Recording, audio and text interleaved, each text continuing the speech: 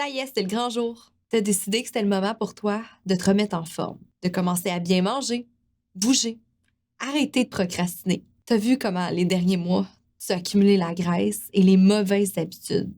Et là, tu sais, tu dois agir avant qu'il soit trop tard. Donc, tu te lèves le matin, tu te lèves tôt, t'as même pas snoozé. Tes lunchs sont prêts, tu as fait même ton premier jogging et étirement. T'es super fier de toi. Ta journée a super bien été. Et là, tu rentres à la maison, rejoindre ton chum ou ta blonde. Et quand t'arrives, ben ton conjoint et ta congène décident d'avoir le lead sur le souper et commander une énorme pizza double fromage, ta préférée, avec une frite large. Puis là, tu te mets à capoter parce que l'odeur te monte jusqu'au cerveau. Puis là, t'as peur. T'as peur de clencher puis de la manger malgré ta bonne journée. Puis ça te met même en tabarnak. Parce que ça fait 10 ans que t'es avec ton chum. Puis qu'à chaque fois que tu décides de te remettre en forme, t'as l'impression qu'il te met des bâtons dans les roues. Vous voici dans l'ABC de la perte de poids avec Ali Braggs, naturopathe et coach de vie. Ce podcast est destiné aux femmes trop occupées qui souhaitent perdre du poids avec des trucs simples reliés aux thématiques des 3C, les croyances, les connaissances et les comportements à avoir. Chaque épisode te révélera des astuces simples afin d'arrêter de faire le yo-yo avec la balance et enfin avoir des résultats durables sans acheter des pilules magiques. Let's fucking go! Salut tout le monde, ici Ali dans l'épisode numéro 18 de l'ABC de la perte de poids et aujourd'hui on va élaborer sur le C, comportement et croyances à avoir avec ses proches. Donc, l'épisode aujourd'hui, mon objectif, c'est de changer ta façon de penser lorsque quelqu'un met au défi ton mode de vie. Donc, la situation que je t'ai parlé là, tout juste au début, là, que tu te remets en forme, que tu es contente, tu es motivée, tu es organisée. Puis là, il y a quelqu'un dans ton environnement qui vient tout déclencher quelque chose en dedans de toi. Puis là, tu as peur de clencher à cause de ça parce que la personne qui t'entoure en ce moment n'a pas nécessairement les mêmes résolutions que toi, hein, puis c'est correct. Mais là, je veux changer ta façon de penser, puis je veux te faire agir. Je veux t'aider à passer au travers de ça, que même quand les journées vont super bien, mais tu te laisses pas influencer par ces personnes-là. Je veux que tu arrêtes de te sentir coupable aussi de dire non à quelqu'un, que non, je vais pas la manger, la pizza, même si tu as commandé ma préférée. Parce que sûrement que ton chum, là, quand il commande ta pizza préférée, il pense te faire plaisir, là. Puis au plus profond de toi, je pense que ça te fait plaisir, mais en fait, non. Tu le sais que c'est pas le moment pour toi de la manger. Je dis pas qu'il faut plus en manger de notre vie, là. Mais en ce moment, c'est pas le moment. Donc, l'objectif, ça va être vraiment ça, de t'aider à cheminer à travers ça, ces situations-là. Puis il y a beaucoup de situations avec nos proches, là, que on peut se sentir mal, on peut se sentir coupable, on se sent gêné de dire non, on se sent en tabarnak, comme je l'ai dit tantôt, parce qu'on veut pas se laisser influencer, puis parce qu'on est tellement motivé, entre guillemets, bien sûr, puis on se dit, maudit, comment ça, j'ai clenché malgré ma bonne journée. Puis il y a tellement de situations qui peuvent arriver. Exemple, des soupers de famille, que, je sais pas, c'est ta belle-mère, puis là, elle fait un plat de spaghettis, puis là, tu capotes parce que tu as écouté mon podcast sur les protéines, puis tu sais clairement que dans son spaghetti à ta belle-mère, là, il n'y a pas tant de protéines, là. Elle met même pas de viande dans sa sauce tomate, là. Donc, tu te sens tellement coupable de dire non. Je sais pas si ça t'est déjà arrivé. Fait qu'à cause de ça, ben, tu te manges un gros plat de pâtes juste parce que tu t'es senti coupable. D'autres situations aussi avec tes amis, vous sortez, vous fêtez, puis là, tu décides que tu veux plus boire. Tu décides que toi, l'alcool, elle t'empêche d'avancer. L'alcool fait en sorte que tu fais le yo-yo avec ton poids. Parce que tu manges peut-être déjà bien, tu bouges, mais tu le sais que l'alcool, c'est un problème pour toi en ce moment, mais tu veux pas couper ton social, puis c'est bien normal. Donc là, tu sors avec tes amis. Puis là, tes amis, ils se font des shooters ou ils se font des drinks. Puis là, ils te questionnent: «Ah, tu bois pas?» Là, tu te sens mal. Fait que finalement, t'en prends un juste parce que les autres t'ont influencé. Je sais pas si ça aussi, ça t'est arrivé. Puis bien sûr, l'influence de notre chum ou de notre blonde, hein, on ressemble aux 5 personnes qu'on côtoie le plus, hein. Je l'ai déjà dit ça dans un podcast. C'est sûr que si la personne avec qui tu habites n'a pas un bon comportement face à tes valeurs, face à ton objectif, ça va être difficile. Ça va être toujours de la chicane sur le souper. Ça va être toujours les fins de semaine, les activités vont être difficiles à choisir à cause de ça. Par contre, ce n'est pas impossible. C'est pour ça qu'aujourd'hui, je veux te conseiller là-dessus que c'est possible de vivre avec quelqu'un malgré qu'on n'a pas les mêmes objectifs, malgré qu'on n'a pas les mêmes valeurs, malgré que on n'a pas le même train-train de vie, hein. Je vais t'expliquer aujourd'hui que quand tu es avec ta famille, puis quand tu es avec tes amis, par exemple, la personne que ça dérange le plus de dire non, c'est pas tes amis, mais c'est toi, dans le fond. Puis c'est ça, il faut que tu réalises. Quand tes amis te proposent de boire, prendre un verre, puis ils font juste te questionner, tu as juste à leur répondre, là. C'est pas parce qu'ils sont fâchés, là, qu'ils se disent Hey, comment ça, elle boit pas, tu sais? Puis là, ils se mettent à te juger. Je pense que la situation fait en sorte que c'est plus toi que ça dérange. Et c'est ça que tu dois faire comme cheminement. Puis tu vas te rendre compte que plus que tu vas dire non, et plus que finalement, ça va rien changer avec tes proches. Si vraiment ça change quelque chose avec tes proches, avec les gens que tu côtoies, mais clairement, tu vas savoir que ces personnes-là sont toxiques et ne sont pas des bonnes personnes pour toi. Donc, tu sais, par exemple, l'exemple de l'alcool, c'en est un, là. J'en ai une cliente là, qui veut arrêter de boire, elle veut faire un 21 jours sans alcool. Puis elle, c'est une femme qui sort beaucoup, qui a un bon cercle social parce qu'elle travaille fort, c'est une entrepreneur. Puis pour elle, c'est important les soirs boire son verre de vin avec son chum ou avec ses amis. Mais elle se sentait tellement mal de dire non à ses proches. Elle avait peur de se faire bombarder de questions. Fait qu'à cause de ça, elle échouait tout le temps. Elle se recommençait tout le temps à boire. Puis on s'entend, elle n'était pas alcoolique, puis elle se saoulait pas. Mais à cause de ça, elle prenait toujours un verre. Mais à chaque appel que je refaisais avec elle, elle me le disait comment qu'elle était déçue. Puis là, ça, je vous parle de ça, ça fait environ 2 mois de ça. Et je vous dirais maintenant, ça fait 15 jours, là, ça fait 2 semaines qu'elle l'a fait, qu'elle a dit non à ses proches et elle s'est rendue compte que c'était vraiment la perception envers elle-même qui dérangeait. C'était pas les autres, c'était elle que ça dérangeait. Donc ça, c'est quelque chose de très important. Faites des tests, apprenez à dire non à vos proches pour commencer, puis vous allez voir comment finalement, c'est pas si difficile que ça, puis c'est même plaisant. C'est vraiment important de ne pas se laisser abattre et influencer par les personnes qui nous entourent. Puis je veux faire une parenthèse aussi avec les chums. Tu sais, je trouve ça drôle, mais c'est pas drôle en même temps, là. Mais 45 de mes clientes qui font le programme Thinky Fit, 45 des femmes se séparent après le programme. Puis ça, pour vrai, je l'ai compté. Sur une centaine de clients, j'ai comme fait un petit calcul parce que c'était incroyable comment on voyait que les clientes.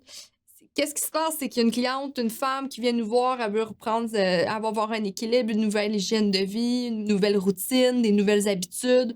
Fait que là, elle se commence à bouger, mieux manger, écouter ses symptômes, comprendre son corps. Donc là, on fait du développement personnel, on parle de confiance en soi, d'estime de soi.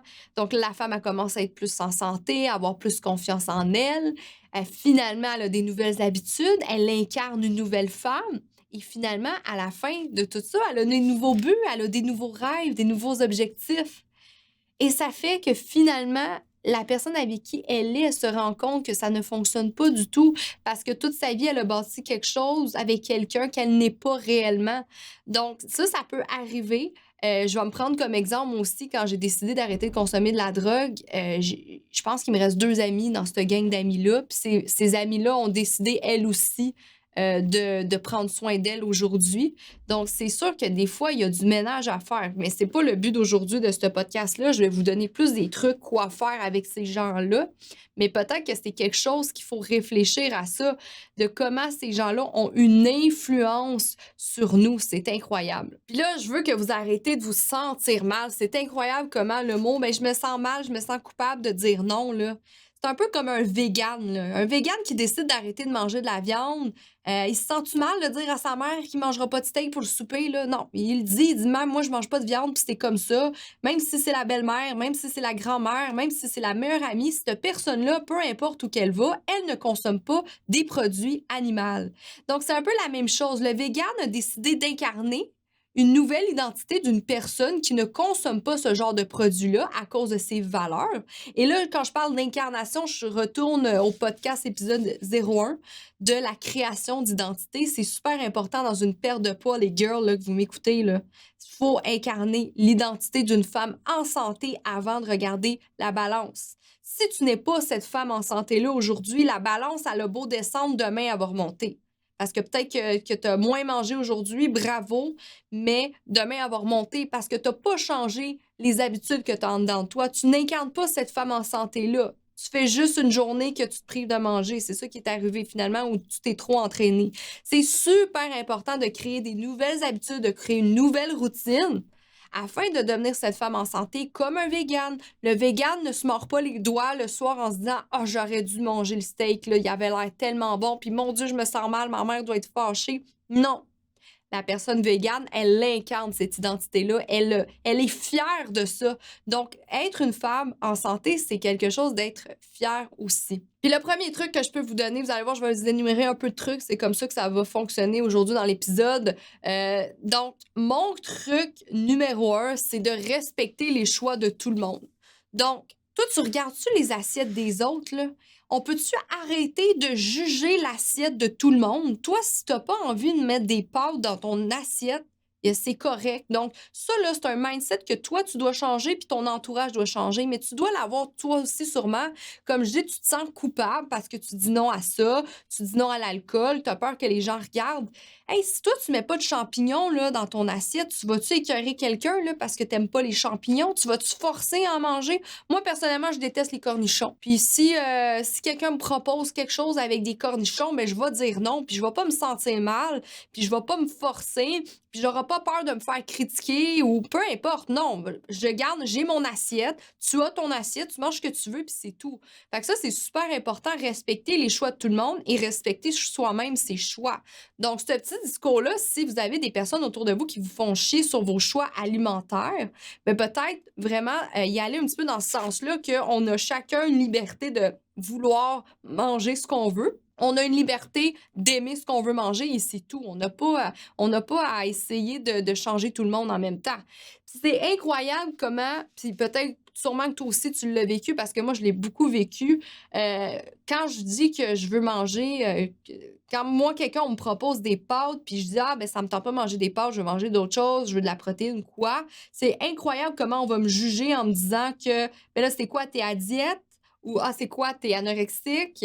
Ce genre de commentaire-là est tellement inutile. Là. On dirait que quand on veut bien manger, les gens pensent automatiquement qu'on est restrictive. Donc, moi, j'aime ça prendre l'exemple des champignons ou prendre l'exemple encore plus du vegan. Je suis pas restrictive, j'ai des choix alimentaires puis c'est bien correct. Moi, je t'achale pas parce que tu manges des pâtes. Encore là, je pourrais très bien de te faire une liste de ce que ça fait tes pâtes blanches dans ton corps, mais je le fais pas. Par exemple, si tu me permets de te coacher, tu me poses des questions puis tu aimerais savoir, là, ça va me faire plaisir. Mais jamais je vais coacher quelqu'un s'il ne m'autorise pas à le coacher. Puis ça, c'est vraiment la différence. Et ça aussi, c'est super important, là, c'est une petite parenthèse, là, mais on peut pas faire la morale à quelqu'un de ce qu'il mange si vous ne permet pas de le faire. Donc, autant votre chum envers vous, ou votre blonde envers vous, si votre blonde vous reprend, « Hey, toi, tu disais pas que tu reprenais tes bonnes habitudes, puis cette personne-là t'achale, mais tu lui as pas donné le droit de le faire, de te coacher, ben tu as le droit de réagir, tu sais. Moi, j'aime ça le dire à mes clients, tu sais, c'est moi qui te coach. Si ça t'énerve que ton chum ou ta blonde vient te coacher sur tes saines alimentations, ben dis-lui, tu sais, que toi, tu payes déjà quelqu'un qui fait ce travail-là, puis son rôle pour elle, c'est de se faire aimer, puis d'avoir une bonne relation, puis de ne pas mélanger ça. Donc, c'est important de laisser le droit à l'autre de se coacher ou pas, mais il faut donner le droit à ça, parce que sinon, ça crée des conflits. Donc, super important, respecter les choix de tout le monde, c'est mon choix, c'est mon conseil numéro 1. Donc, tu pourras lui répondre ça, en fait, que tu regardes ton assiette et tu ne regardes pas son assiette. On mange ce qu'on a envie, ça finit là. Le numéro 2, bien sûr, ben, c'est la communication.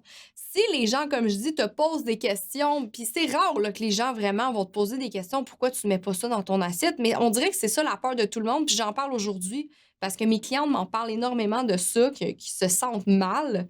Euh, la communication, tu peux l'expliquer, les bienfaits que ça te fait, tu peux l'expliquer que tu as décidé de te reprendre en santé parce que tu te sens dépressif ces temps-ci, tu t'es laissé aller, tu n'as pas confiance en toi, que tu as remarqué que manger des protéines, ça fait que tu as moins de fringales. Tu sais, tu peux le dire comment tu te sens, tu dois être fier de ça, tu sais. C'est très important, ça, de la communication. Puis, on peut communiquer aussi avec notre conjoint. Ben, c'est un peu comme un alcoolique. Si toi, tu vas arrêter de boire, ben, c'est sûr que si ton chum te boit une bière tous les soirs au visage, ben, tu peux poliment dire à ton conjoint, j'aimerais ça que tu ne bois pas devant moi.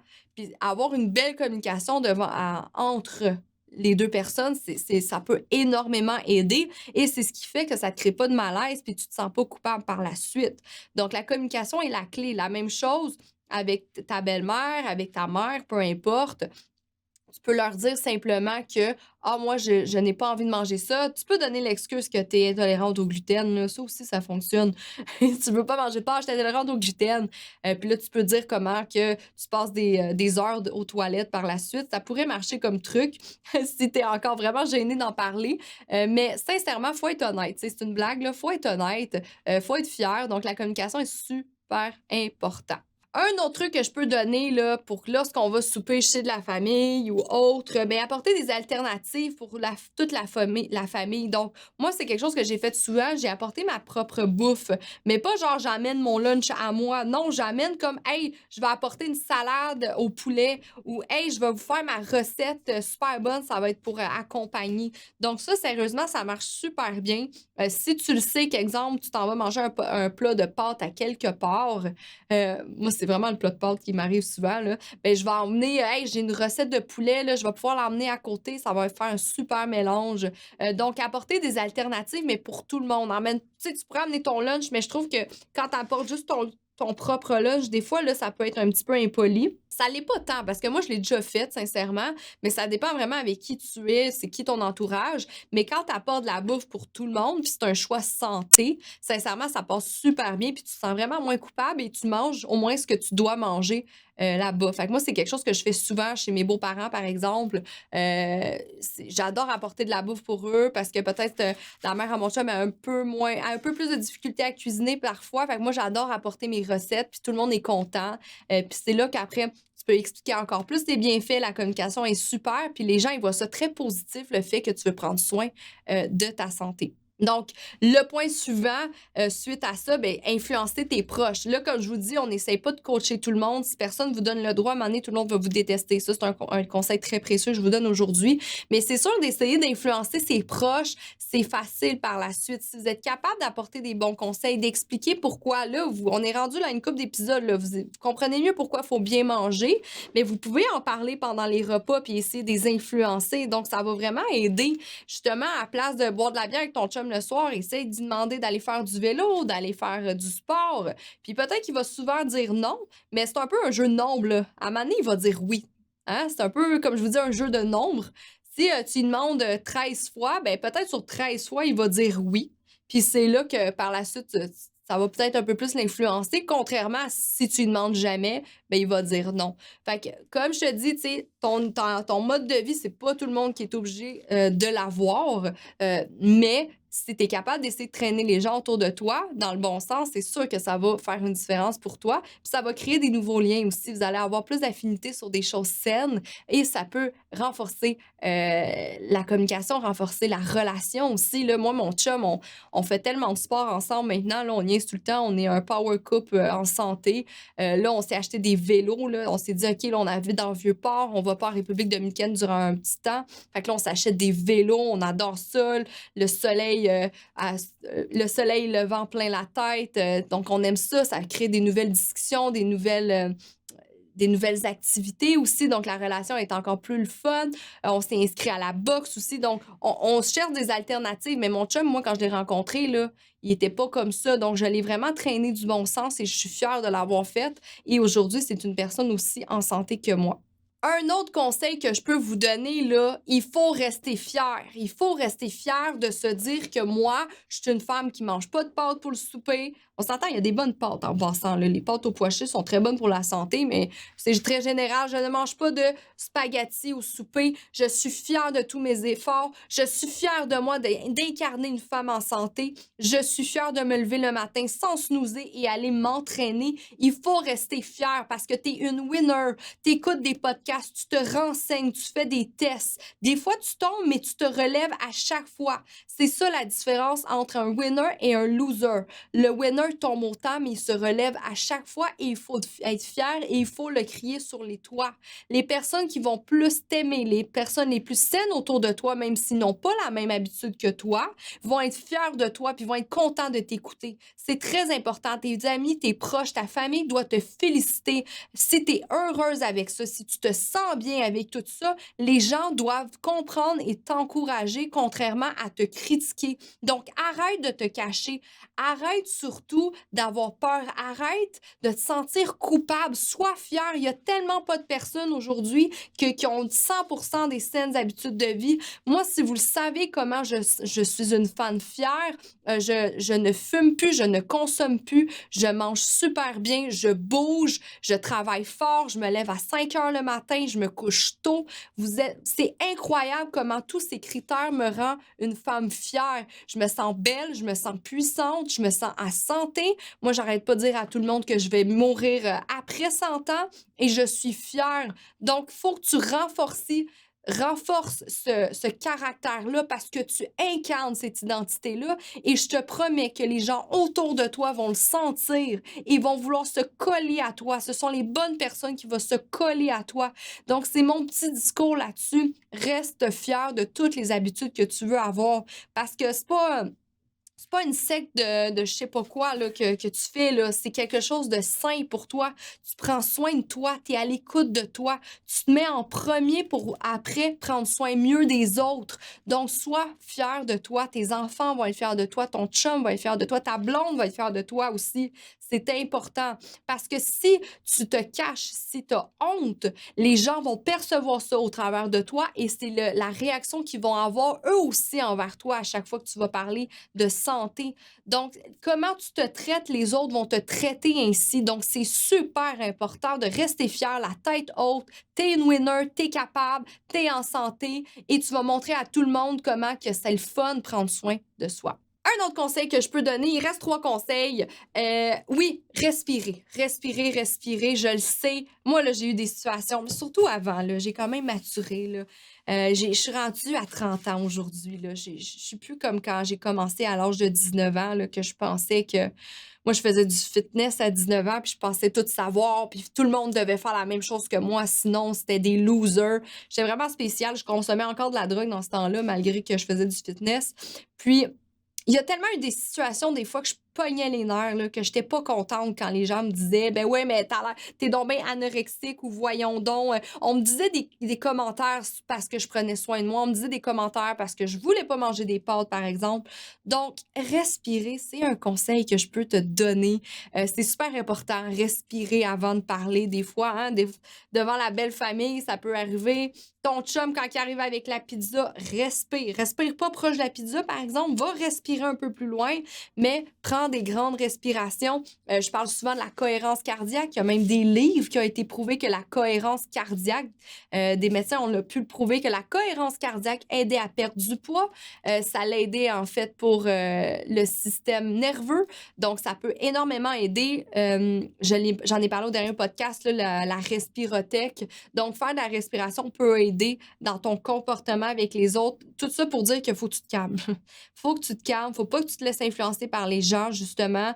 C'est très toxique. Tu es une femme mature. T'es pas obligé d'être en colère après les gens. T'es pas obligé d'être choqué, d'être triste. Garde tes émotions pour toi. C'est pas émotif, là. C'est juste que les gens autour de toi sont jaloux de comment tu veux percevoir, comment tu veux incarner ta vie. Donc, si tu as des mauvais commentaires, va respirer ailleurs. Pratique la respiration dans ton quotidien.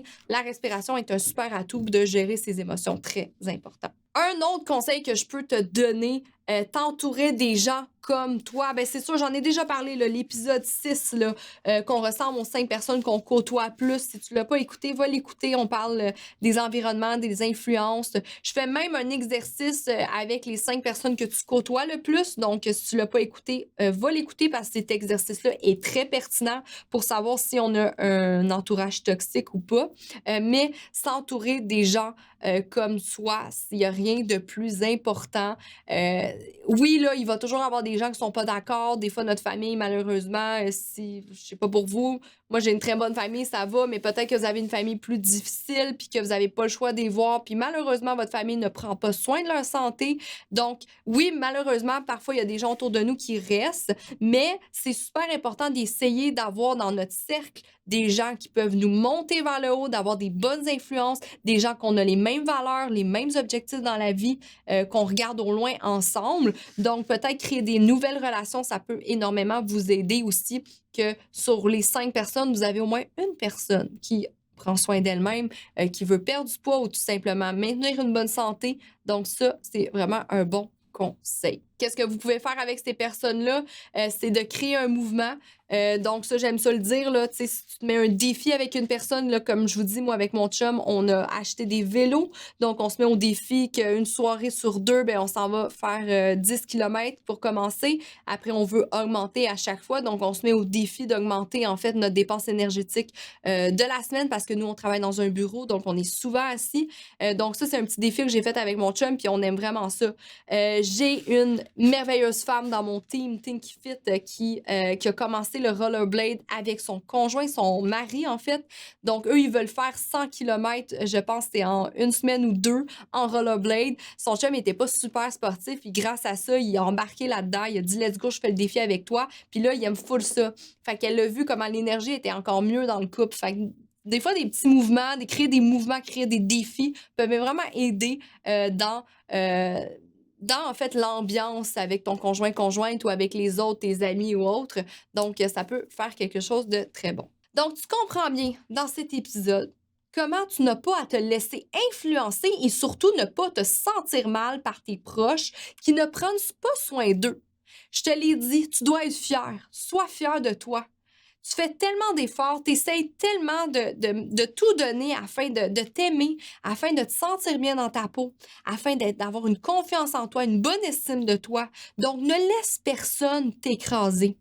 Je t'invite aussi à rejoindre mon groupe Facebook Parlons Santé. On est plus que 9000 femmes dans ce groupe qui veulent prendre soin d'elles-mêmes. Ce sont des femmes qui veulent plus faire le yo-yo avec leur poids. Ce sont des femmes qui sont fières d'incarner la femme en santé qu'elles ont toujours été. Donc, je t'invite, c'est gratuit. Viens joindre mon groupe Facebook. Là-dedans, je donne plein de trucs gratuits. On fait plein de concours aussi pour bouger. Je fais des lives aussi, des conférences sur les hormones, la perte de poids et autres. Je t'invite à aller adhérer. Je vais mettre le lien en commentaire en bas du podcast.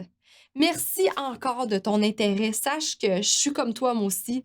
Puis il n'y a jamais plus personne qui va maintenant décider comment je veux mener ma vie.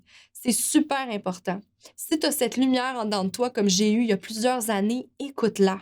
Parce que je te jure que c'est le plus beau cadeau que tu puisses te faire. Je me suis jamais sentie aussi bien. J'ai jamais eu autant de succès. J'ai jamais été autant dans la gratitude. J'ai jamais été autant remplie d'amour. Et tout ça, c'est depuis que je prends soin de ma santé et que je suis égoïste, que je me passe en premier. On se retrouve lundi prochain avec un podcast sur le subconscient, l'inconscient et la conscience. Quelle est la différence et comment ça pourrait t'aider à perdre du poids? Bye! À lundi prochain!